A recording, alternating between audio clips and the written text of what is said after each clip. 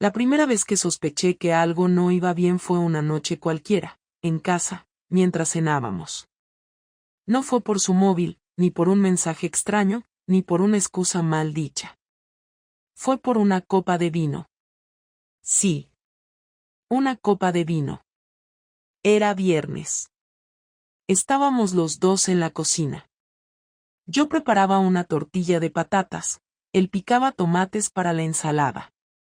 No hablábamos mucho, pero eso no era raro. Después de tantos años, había silencios cómodos. Oh, eso pensaba yo. Cuando puse los platos en la mesa, vi que él ya había servido 2 copas de vino. Algo en eso me chocó. No porque fuera raro tomar vino en casa. Lo hacíamos muchas veces. Pero esa noche me tembló la mano al agarrar la copa. Y no por nervios o por alguna sospecha concreta. Fue algo físico, visceral, como si mi cuerpo supiera algo que mi cabeza aún no había procesado. Lo miré. David sonreía, tranquilo. Pero sus ojos no estaban ahí. No conmigo. ¿Estás bien? Le pregunté, sin saber por qué lo decía. Sí, claro, respondió, como si nada.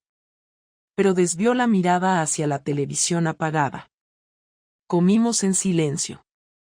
A los 10 minutos, me excusé.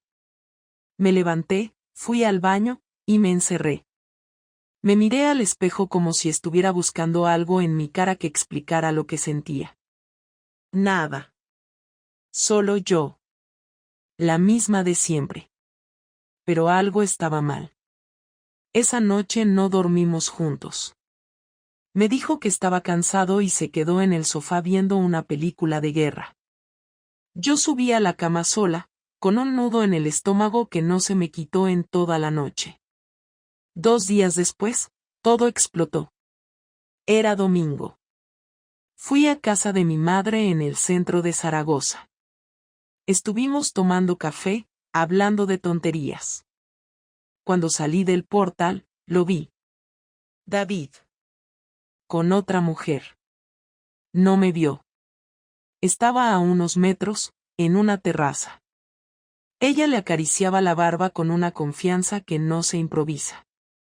Él reía. No con una sonrisa educada. No. Se reía como hace años no lo hacía conmigo. No reaccioné. No me acerqué. No grité. Solo lo miré. Me di la vuelta y caminé hasta el coche como si llevara las piernas de otra persona. En el coche, respiré hondo. Me temblaban las manos. No de tristeza. De rabia. Porque de repente todo tenía sentido, los silencios, las miradas perdidas, los gestos fríos, los besos sin lengua, los estoy cansado después del trabajo. Todo. Me juré a algo en ese momento, si él tenía una doble vida, yo no iba a quedarme de espectadora. No iba a llorar, ni a suplicar. Iba a actuar. Pero no como víctima. Como alguien que también tiene derecho a romper las reglas. Y así empezó todo. Así fue como me preparé para traicionarlo. No porque quisiera. Sino porque necesitaba sentir que yo también podía. Que no era invisible. Que no era una mujer apagada mientras él encendía fuegos fuera de casa. Volví a casa como si todo estuviera normal, sin decirle que lo había visto con ella, sin levantar sospechas, con la misma cara de siempre, aunque por dentro iba cargada de preguntas. En lugar de enfrentarle, decidí esperar, observar, entender hasta dónde llegaba todo esto. Él no se imaginaba que lo había visto, seguía con su rutina habitual, haciéndose el hombre tranquilo, como si todo estuviera en su sitio, pero yo ya lo miraba de otra manera, ya no era mi marido, era alguien a quien estaba estudiando. Quería saber cuánto de nuestra vida era real y cuánto era teatro, cuánto de su cariño era falso y cuánto de sus sonrisas eran solo una pantalla. Durante la semana, no mencioné nada. Me comporté igual, no por cobardía, sino porque necesitaba tiempo. Lo observaba en los pequeños detalles, en cómo se vestía para ir al trabajo, más arreglado que antes, en cómo escondía el móvil cada vez que entraba en casa, en cómo evitaba el contacto físico sin que pareciera evidente. Me saludaba con un beso seco, sin apretar, sin sentir, y luego se metía en su despacho o encendía la televisión, como si eso bastara para cumplir con la rutina de pareja. El viernes por la tarde le dije que saldría con unas amigas del trabajo, algo que él no cuestionó ni un poco, lo que me confirmó que estaba demasiado ocupado en su propia historia para interesarse por la mía. En lugar de ir con nadie, me fui sola a un bar en el centro, no para beber ni para distraerme, sino para pensar, para ordenar ideas y tomar una decisión. No quería vengarme por impulso, no soy así, pero sí necesitaba salir del papel de esposa que espera, que aguanta, que pone la otra mejilla. Me senté en una esquina del bar, pedí un vino, lo miré sin beberlo, y me puse a revisar las fotos de mi móvil. No sé por qué lo hice, pero me detuve en una foto de nosotros dos en Cádiz, hacía 3 veranos. Él me abrazaba por detrás, los dos con gafas de sol, sonriendo a la cámara. Cerré la galería y apagué el teléfono. Esa imagen ya no significaba nada. Cuando volví a casa, ya pasadas las 11, David estaba dormido en el sofá. Oh, eso fingía. Lo miré durante unos segundos desde la puerta, deseando que al menos tuviera la decencia de sentirse culpable, pero su respiración tranquila, su expresión relajada, me decían todo lo contrario. Subí a la habitación, me cambié, me metí en la cama y me quedé despierta hasta las 2. A la mañana siguiente, él preparó café como si nada, me preguntó si me había divertido, le dije que sí, y ahí quedó todo. Ni un gesto de celos, ni una pregunta más. Me estaba empujando, sin darse cuenta, a cruzar un límite que hasta entonces yo nunca había considerado. Y lo crucé. La siguiente semana, después del trabajo, empecé a quedarme más tiempo en la oficina. No porque me hiciera falta, sino porque necesitaba otro espacio, lejos de casa, lejos de él. Fue allí donde Iker empezó a acercarse de verdad. No fue algo planeado. Nos quedábamos solos muchas veces al cerrar, y lo que al principio eran charlas sueltas se convirtieron en confesiones. Él también tenía su historia, su divorcio, su frustración con las relaciones, su forma de mirar la vida como si todo ya le diera igual. Me sentía cómoda con él, no tenía que fingir, no tenía que cuidar cada palabra como con David, no había silencios forzados ni conversaciones sin alma. Y un jueves, cuando apagábamos las luces de la oficina, me preguntó si quería tomar algo. No dije que sí por cortesía ni por impulso. Lo dije porque quería. Fuimos a un sitio cerca del río, casi vacío, con música suave y luces tenues. Él pidió una cerveza, yo un vino. Esta vez sí lo bebí. Hablamos de cosas personales, no de trabajo. Hablamos como si no nos fuéramos a ver nunca más y por eso hubiera que decirlo todo. Y en medio de una frase suya, mientras yo me reía de algo, me puso la mano en la rodilla. No me aparté. No lo miré con sorpresa ni con escándalo. Solo lo dejé estar. Y él lo entendió. Minutos después, en el coche, me besó. No fue un beso torpe ni desesperado. Fue directo, firme, seguro. No le devolví el beso enseguida. Me quedé quieta, sintiendo el momento, preguntándome si había cruzado la línea. Y cuando me di cuenta de que sí, que la había cruzado desde hacía días, se lo devolví. Esa noche no pasó más.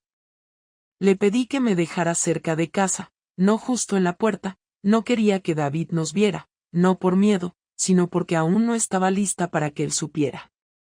Caminé las 2 calles que me separaban de nuestra casa con una mezcla de culpa y euforia. Me sentía mal, sí, pero también sentía algo parecido a una revancha. Había dejado de ser la mujer a la que le escondían cosas. Ahora yo también tenía mis secretos. Me metí en casa en silencio. David ya dormía. Me duché rápido, me metí en la cama sin hacer ruido, y por primera vez en mucho tiempo, no sentí que estaba durmiendo al lado de alguien a quien conocía. Las siguientes semanas fueron más fáciles. Es curioso cómo uno puede acostumbrarse a llevar una doble vida con tanta naturalidad. Iker y yo nos veíamos de vez en cuando, sin una rutina clara, sin promesas. Yo no buscaba amor, no quería construir nada con él. Solo quería escapar. Y él lo entendía. No me pedía explicaciones, no me exigía nada. Con él, no tenía que ser la esposa perfecta, solo una mujer con ganas de sentirse viva. Pero no todo podía seguir así. Un día, David empezó a hacer preguntas. No directas, no agresivas. Comentarios sueltos, como quien lanza anzuelos a ver si pican.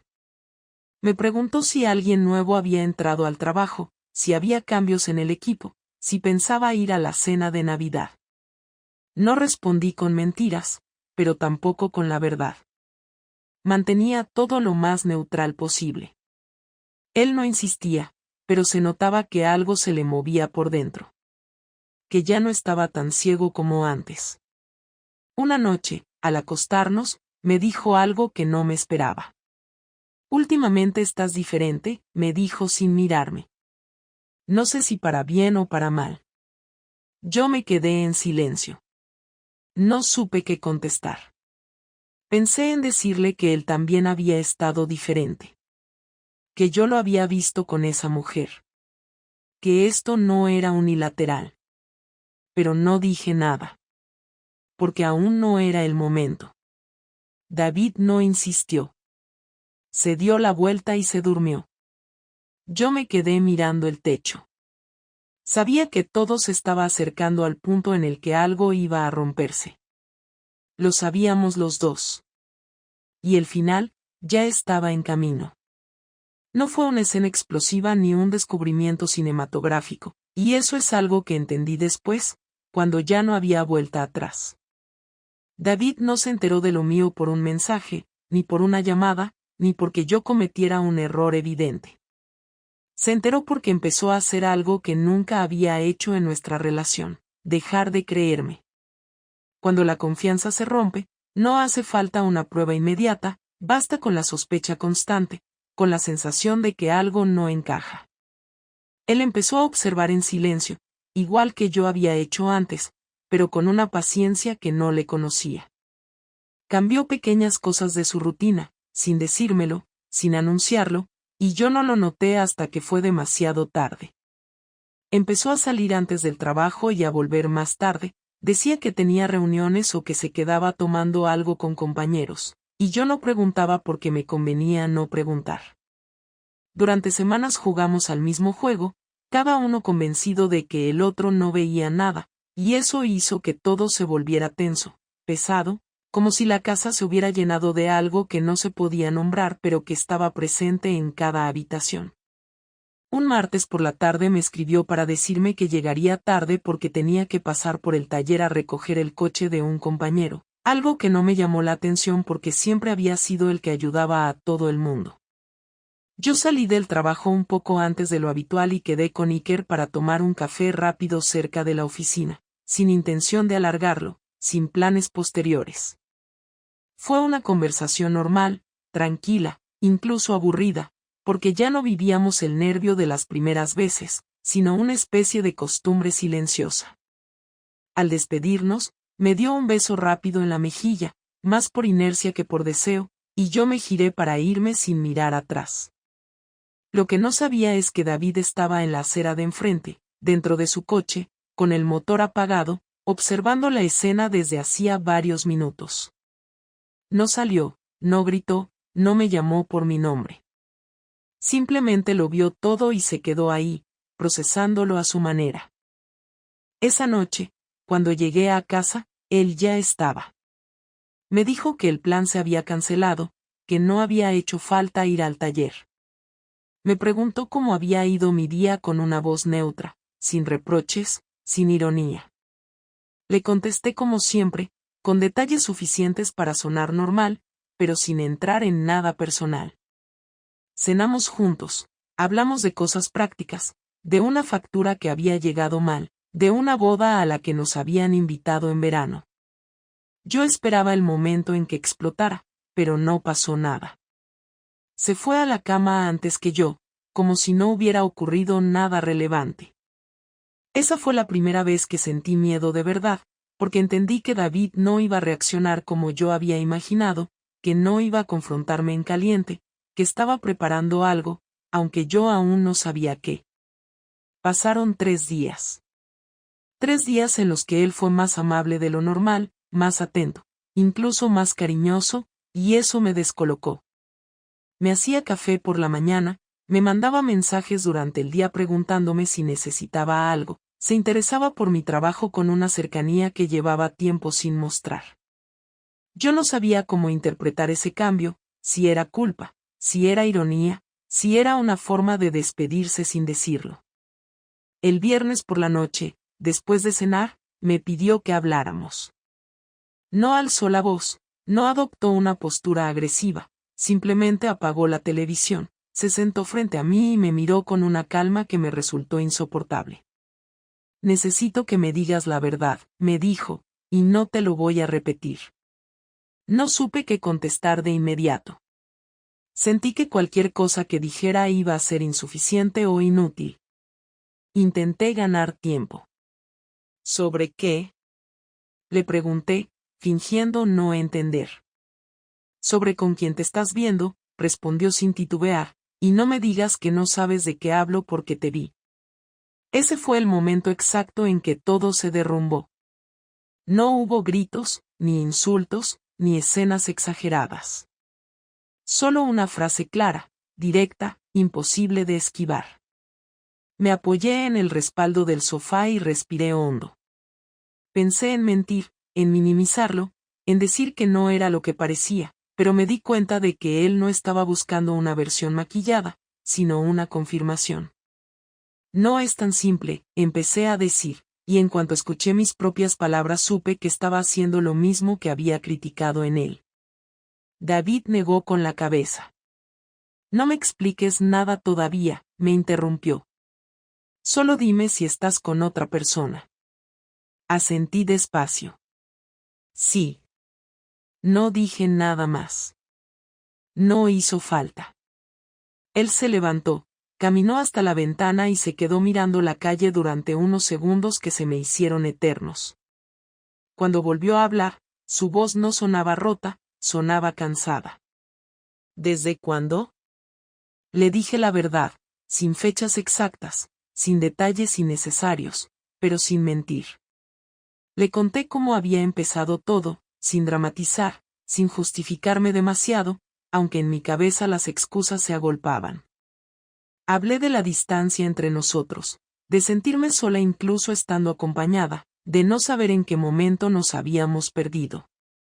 Él escuchó sin interrumpir, sin cambiar de expresión, y eso me dolió más que cualquier reproche. Te vi el martes, dijo cuando terminé.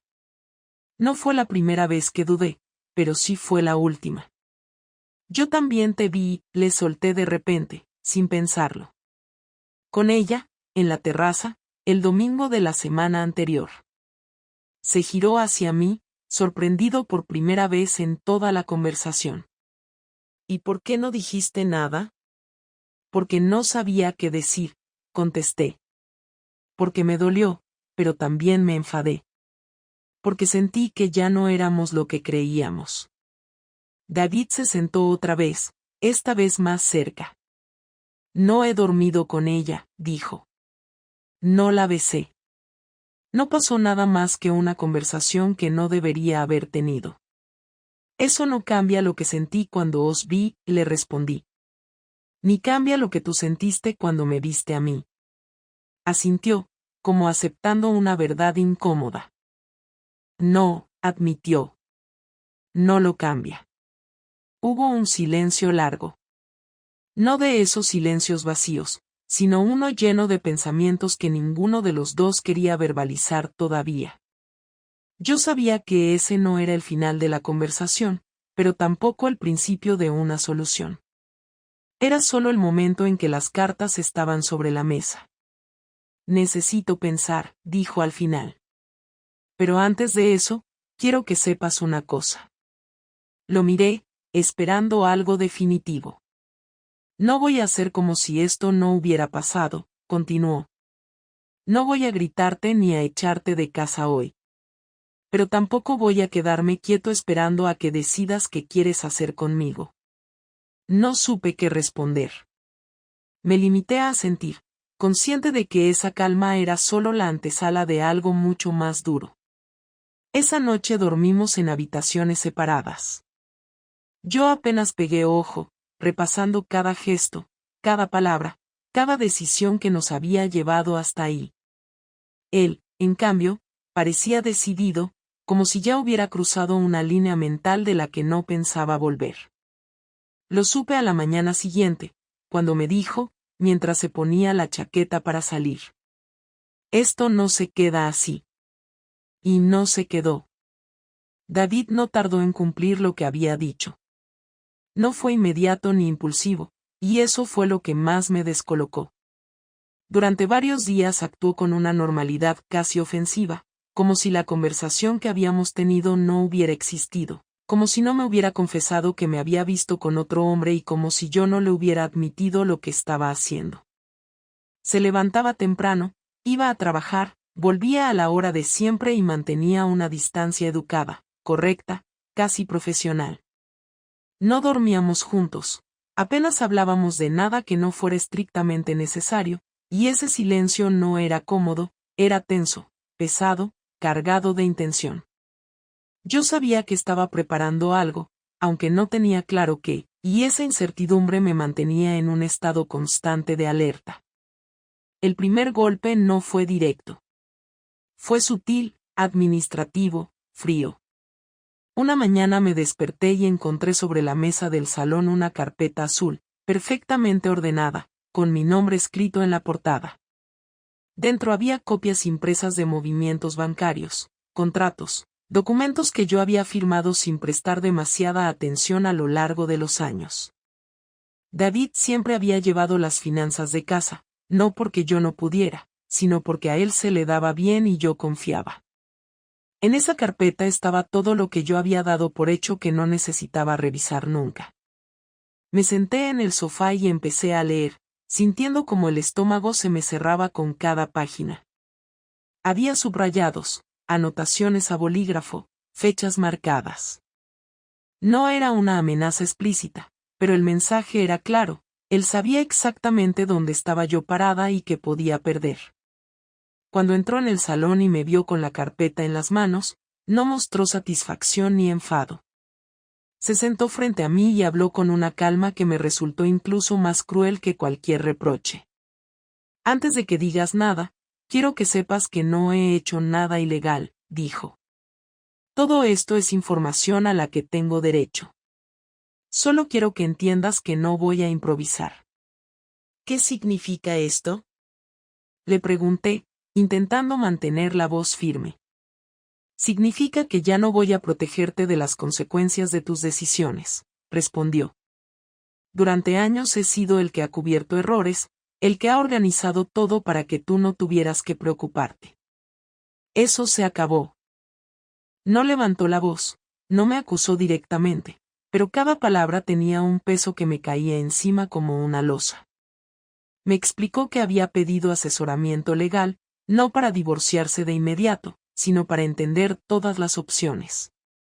Me habló de separación de bienes, de cómo quedaría nuestra situación económica si esto avanzaba, de lo que significaba para mí haber sido infiel en un proceso legal si él decidía llevarlo por ese camino.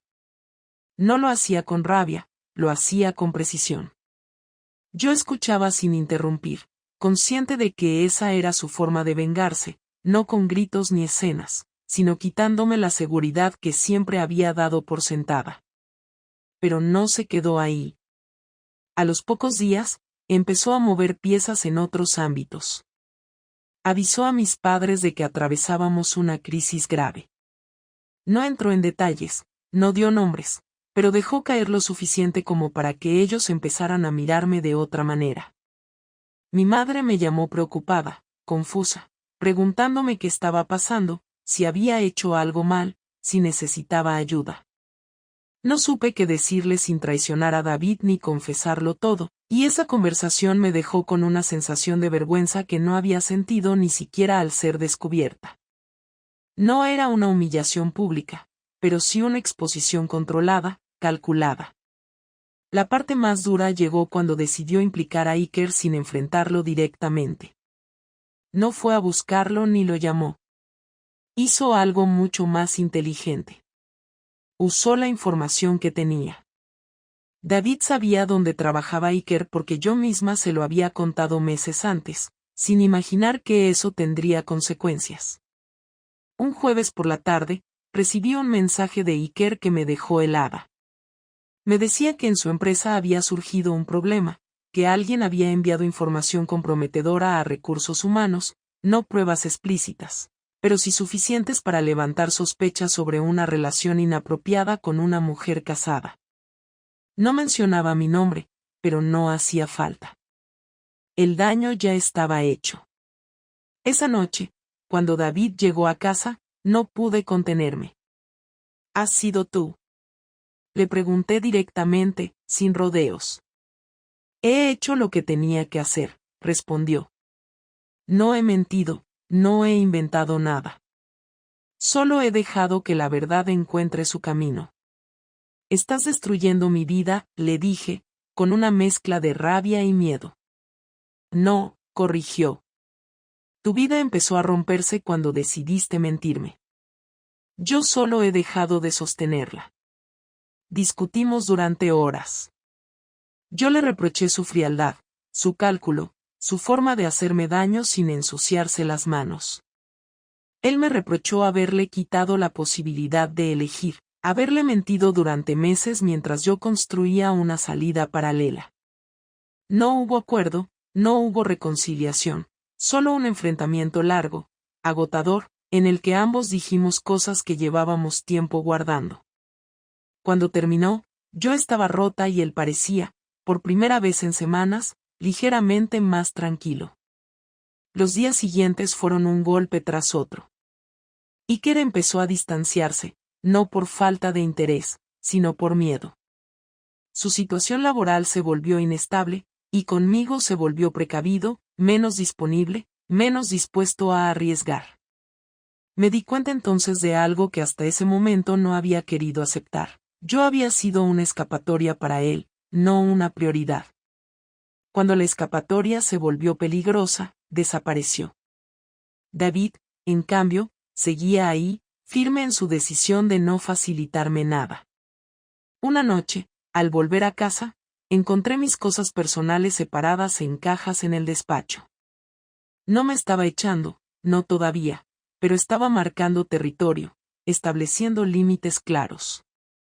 Me dijo que a partir de ese momento cada uno se haría cargo de sus gastos personales, que las cuentas conjuntas se congelaban hasta nuevo aviso, y que cualquier decisión importante se hablaría con abogados de por medio.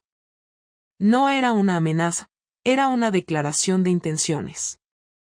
Me sentí pequeña, expuesta, como si de repente hubiera perdido todas las ventajas que había tenido durante años sin darme cuenta. Esa fue la verdadera venganza de David. No fue destruirme públicamente ni humillarme con escándalos, fue obligarme a enfrentarme a las consecuencias reales de mis actos, sin filtros, sin amortiguadores. Me quitó la comodidad, la seguridad, la sensación de que siempre habría alguien resolviendo por mí. La noche en que me senté sola en el dormitorio, rodeada de cajas, entendí que había subestimado su reacción. Pensé que lloraría, que suplicaría, que se cerraría en sí mismo. No pensé que sería capaz de desmontar mi mundo con tanta precisión y sin perder la calma. Y lo peor no fue el miedo a perderlo todo, sino la certeza de que, por primera vez, yo no tenía ningún control sobre cómo iba a terminar esta historia. Sabía que todavía quedaba una conversación pendiente. La más difícil. Y que después de eso, nada volvería a ser como antes. No fui yo quien pidió la última conversación, fue él. Me mandó un mensaje al mediodía, corto y directo, sin adornos, sin tono emocional, solo una frase clara: hoy después de cenar quiero que hablemos sin interrupciones. No me preguntó si podía, no me consultó si me venía bien, lo dio por hecho. Durante todo el día estuve pensando en qué podía decirle, si debía prepararme para una decisión definitiva, si tenía sentido intentar justificar algo o si lo mejor era callarme. Por primera vez en mucho tiempo sentí que no tenía una respuesta clara para nada. Ya no era la que llevaba la ventaja, ya no tenía el control, ya no podía escudarme en la negación o en el silencio. Esa noche, al terminar de cenar, David recogió la mesa en silencio y subió al piso de arriba. Yo me quedé sola en la cocina unos minutos, mirando los restos de la comida como si fueran parte de otra rutina que ya no me pertenecía. Subí sin hacer ruido, lo encontré sentado en la sala, sin móvil, sin televisión, sin distracciones. Me senté frente a él y esperé. No quiero repetir todo lo que ya sabemos, empezó diciendo. No quiero reproches, ni más explicaciones. Ya escuché todo lo que necesitaba escuchar, y tú también. Esto no es para volver al pasado ni para buscar culpables. Esto es para hablar de lo que viene ahora. Asentí sin decir nada. Él siguió. Yo no puedo seguir viviendo contigo como si esto fuera una pausa. No es una pausa. Es un cambio definitivo. Ya no confío en ti, no tengo ganas de reconstruir lo que tú decidiste romper, y no me interesa entrar en un ciclo de reproches o segundas oportunidades. Lo que me queda por resolver ahora es cómo salimos de esto de la manera menos destructiva posible. Le pregunté si eso significaba que quería separarse legalmente. Sí, claro que sí, respondió con firmeza. Pero no quiero que esto se vuelva un infierno. No quiero abogados que se maten en reuniones ni peleas por cosas que no valen nada. Quiero orden. Quiero claridad. Y quiero que lo hagamos rápido. Me pareció cruel al principio, pero también lógico. No tenía sentido seguir fingiendo. Le pregunté si quería que me fuera de casa. Me dijo que no todavía, que lo mejor era que acordáramos una fecha y que la transición fuera limpia, sin discusiones, sin escenas. Tienes hasta fin de mes, añadió. No porque tenga prisa, sino porque necesito que esto se cierre. No quiero vivir con alguien que duerme en otra habitación. No quiero pasar por ti en el pasillo y sentir que esta casa es un campo de tensión permanente. Le pregunté si había alguien más en su vida, si lo había retomado con la mujer con la que lo vi, si su decisión venía influida por eso. Me miró durante unos segundos antes de contestar. No tengo pareja ni estoy buscando una. Y no tiene nada que ver con ella. Ella fue una distracción, igual que lo fue el tipo con el que tú te liabas. La diferencia es que yo paré a tiempo. Tú no. No supe qué responder. No podía contradecirlo. Tenía razón. Yo había seguido, yo había mantenido una mentira, yo había destruido la base de confianza que nos unía. Intenté explicarle que no lo había hecho por odio, que no lo hice para lastimarlo, que no buscaba una doble vida, solo una vía de escape cuando ya no sentía que teníamos futuro. ¿Y no se te ocurrió decírmelo antes de follarte a otro? Me interrumpió. ¿No podías decirme que no estabas bien? ¿Qué estabas dudando? ¿Qué necesitabas algo distinto? Le dije que sí, que podía haberlo hecho, pero no lo hice. No porque no quisiera, sino porque tenía miedo de enfrentarme a lo que ya sospechaba, que lo nuestro no funcionaba desde hacía tiempo y que yo era incapaz de decirlo en voz alta. Me miró con una expresión que ya no era de rabia ni de tristeza. Era resignación. Una mezcla entre agotamiento y decepción. Te voy a ser claro, dijo. Me da igual que estés arrepentida. No me interesa tu culpa ni tus justificaciones. Esto no es sobre ti ya. Esto es sobre mí. Sobre mi vida, sobre lo que me queda por delante. No tengo tiempo para salvar algo que ya está muerto. Me preguntó si tenía algún plan, si pensaba seguir viéndome con Iker, si tenía dónde ir cuando me marchara. Le dije que no tenía nada claro, que no sabía si quería seguir con él ni dónde iba a vivir, pero que no me quedaría en la calle, que me las arreglaría. No voy a hacerte la vida imposible, dijo. No voy a dejarte sin nada, ni voy a hablar mal de ti con nadie. Pero no esperes comprensión ni cercanía. Eso se terminó. Esa frase me dolió más que cualquier otra. Porque no era solo el final de una pareja, era el final de una complicidad, de una historia, de una parte de mi vida que ya no iba a poder recuperar. Le pregunté si todavía me quería. Tardó en contestar. Quise a la persona que creí que eras. A ti no te conozco. Nos quedamos en silencio varios minutos. Yo no lloré, ni él tampoco. Fue una conversación seca, directa, dura. Al final, me levanté y le dije que cumpliría con el plazo.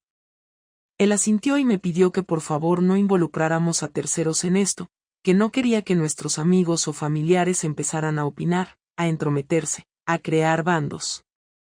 Le prometí que no lo haría. Antes de que me fuera a mi habitación, dijo algo más. Si alguna vez pensaste que esto iba a terminar con gritos o con drama, te equivocaste. Te conozco demasiado bien como para darte esa satisfacción. Esto va a terminar en silencio, porque así es como se terminó lo que teníamos. Me fui sin mirar atrás. Esa noche dormí poco. Empecé a buscar pisos, a pensar en logística, a revisar mis cosas. No por emoción ni por pena. Solo por obligación. Ya no había espacio para sentimientos. Solo quedaban pasos concretos.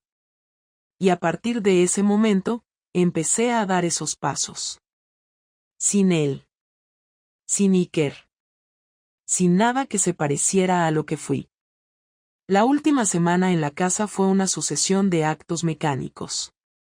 Me levantaba, me vestía, tomaba un café sin decir nada, salía al trabajo, volvía por la tarde, cenaba en silencio o a veces ni eso, y pasaba las noches empacando mis cosas en cajas que se acumulaban en el despacho que ya no usábamos desde hacía meses.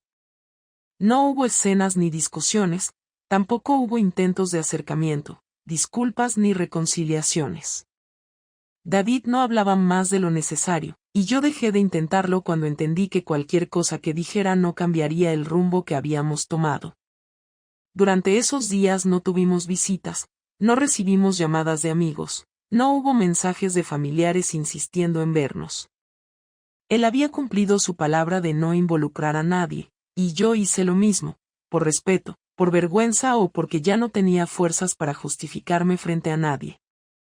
El sábado por la mañana cargué el coche con las cajas más importantes y dejé las otras en una empresa de guardamuebles.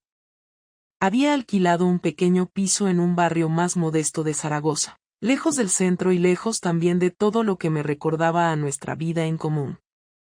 El lugar era funcional, con 2 habitaciones, una cocina antigua y un salón estrecho. No tenía grandes expectativas, solo necesitaba un sitio para empezar de nuevo, aunque no supiera exactamente qué quería construir a partir de ese punto. Cuando volví a la casa para recoger mis últimas pertenencias, David estaba en el jardín, regando las plantas como si fuera un sábado más, como si todo siguiera igual. No le dije nada. Crucé el pasillo, tomé una caja con documentos personales, un bolso, una maleta con algo de ropa y bajé las escaleras en silencio. Antes de abrir la puerta, escuché su voz por detrás. ¿Te vas ya? Me giré sin responder de inmediato. Él dejó la regadera en el suelo y se secó las manos en el pantalón. Sí, ya está todo, le dije, sin evitar el contacto visual. David se acercó despacio y se detuvo a 1 metro de distancia. No parecía incómodo ni tenso, pero sí distinto, como si llevara semanas ensayando lo que iba a decirme. Me miró un segundo largo y después habló. Quería decirte algo antes de que te fueras. No te lo he dicho antes porque no sabía si era necesario, pero creo que lo es. No dije nada. Esperé. He estado pensando en todo esto, en cómo hemos llegado hasta aquí, en lo que hiciste tú y en lo que hice yo, en cómo reaccioné. Y aunque sigo creyendo que lo que hiciste fue injustificable, también sé que hubo muchas cosas que dejé de hacer hace tiempo. No esperaba eso. Lo miré sin saber si hablar o dejar que continuara. Él siguió. No te digo esto para que cambies de idea ni para volver a empezar. No hay marcha atrás. Pero si algún día tienes la necesidad de contarlo, de explicárselo a alguien, no digas que yo era perfecto. Porque no lo era. Y porque en parte, aunque no justifica nada, entiendo por qué te alejaste. Me costó responder, pero sentí que tenía que hacerlo. No fue por falta de cariño. Fue por la rutina, por el silencio, por no saber cómo pedir algo distinto sin romper lo que teníamos. Y yo no supe ver que lo estabas pidiendo aunque no lo dijeras, respondió él. No lo vi o no quise verlo, da igual. Ya está hecho. Guardamos silencio unos segundos más. Después pregunté. ¿Tú vas a quedarte en la casa? De momento sí, dijo. No tengo prisa. Pero supongo que en algún momento me irá bien cambiar de aire. Asentí. Me giré hacia la puerta, pero antes de abrirla, él dijo algo más. Espero que encuentres lo que estás buscando. Me detuve un momento. Lo miré una última vez. Y yo espero que tú también, contesté. No hubo abrazos, ni lágrimas, ni una despedida larga. Salí, cerré la puerta detrás de mí y caminé hacia el coche. Mientras conducía por las calles del barrio donde había pasado tantos años, me di cuenta de que no sentía alivio ni tristeza, sino una mezcla incómoda de vacío y expectativa. Llegué al piso nuevo por la tarde. Dejé las cosas en el suelo del salón sin abrir ninguna caja. Me senté en una silla de madera que había comprado de segunda mano y estuve ahí durante casi una hora sin hacer nada.